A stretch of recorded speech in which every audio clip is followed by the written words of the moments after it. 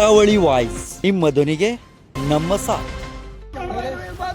Net ಪರೀಕ್ಷೆಗಳು ಇರ್ಬೋದು, NTA ನಡೆಸ್ತಕ್ಕಂತ ಯಾವುದೇ ಪರೀಕ್ಷೆಗಳಲ್ಲಿ ಇವತ್ತು ಅಲ್ಲಿ ಪಾರದರ್ಶಕತೆ ಅಂತಕ್ಕಂಥದ್ದು ಉಳಿದಿಲ್ಲ ಅಂತಕ್ಕಂಥದ್ದು ಸ್ಪಷ್ಟವಾಗಿದೆ. ಆ ಕಾರಣಕ್ಕಾಗಿ ಇವತ್ತು ನಮ್ಮ SFI ನ ಕೇಂದ್ರ ಸಮಿತಿ ಇಡೀ ದೇಶದಾದ್ಯಂತ ಹೋರಾಟಕ್ಕೆ ಕರೆ ಕೊಟ್ಟಿತ್ತು.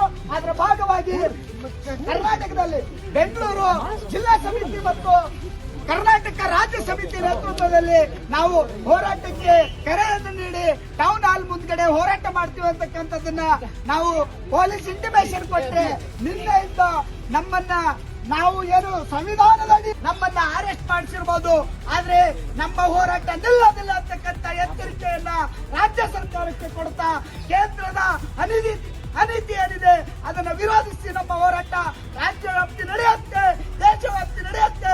ಈ ಹೋರಾಟವನ್ನ ನಮ್ಮ ಜೊತೆಗೆ ಹೋರಾಟಕ್ಕೆ ಬಂದಿರತಕ್ಕಂತ SFI ನ ರಾಷ್ಟ್ರೀಯ ಅಧ್ಯಕ್ಷರಾಗಿರ್ತಕ್ಕಂತ As we know on what issue we had raised this movement, we started this movement. More than 22 lakh students have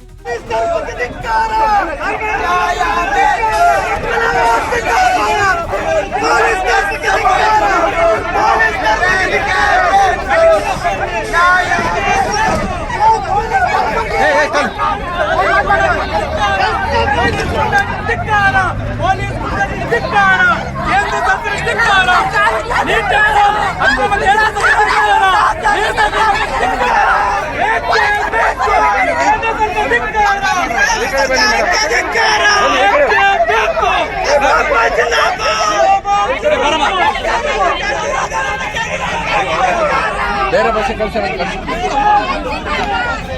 ಏನಾಯ್ತು ನೋಡಿ ಮೇಡಮ್, ಈ ಪೊಲೀಸರು ತುಂಬಾ ಅಸಭ್ಯವಾಗಿ ಬಟ್ಟೆ ಹಿಡ್ಕೊಂಡು ಎಳಿತಿದ್ದಾರೆ. ನಾವು ಏನ್ ಕೇಳಕ್ ಬಂದ್ಬಿಟ್ಟು ಇವ್ರ ಮೇಲೆ ವಿರೋಧ ತೋರಿಸಿದ್ವಾ?